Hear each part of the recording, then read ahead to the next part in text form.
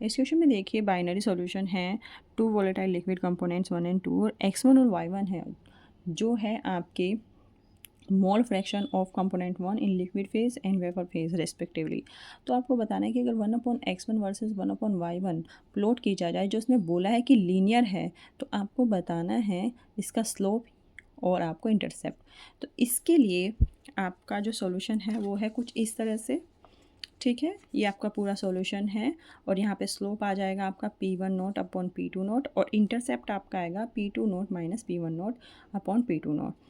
तो इसको मैं समराइज़ कर देती हूँ और अगर आपको ये डिटेल में जानना है तो आप इसके जो नीचे वीडियो लिंक है उस पर क्लिक कीजिए, आपको डिटेल में इसका सॉल्यूशन मिल जाएगा। तो देखिए इस क्वेश्चन में दो लॉ काम करेंगे, राउट्स लॉ और डाल्टन्स लॉ। तो इनके थ्रू आप P1 निकाल लेंगे, फिर इनको इक्वेट कर देंगे, ठीक है। जो यहाँ पे P टोटल है और डोल्टन्स लॉ के अकॉर्डिंग कहता है, डोल्टन्स लॉ कहता है कि जितने भी कंपोनेंट हैं उनके पार्शियल प्रेशर्स का जो सम होता है वो टोटल प्रेशर होता है। तो जब हम P1 को इक्वेट कर देंगे तो इस तरह से हो जाएगा, P टोटल की जगह मैं P1 प्लस P2 लिख दूंगी और यहाँ पे मैं लिख दूंगी x1 P1 note plus x2 P2 note, ठीक है। फिर मैं x2 की जगह 1 माइनस x1 P2 नोट लिख दूंगी, क्योंकि मुझे 1/x1 अपॉन 1/y1 दिखाना है, तो मुझे x2 एलिमिनेट करना पड़ेगा, ठीक है। तो जब मैं एलिमिनेट करके फाइनली पहुंचूंगी तो मैं फाइनली इस इक्वेशन पे पहुंच जाऊंगी।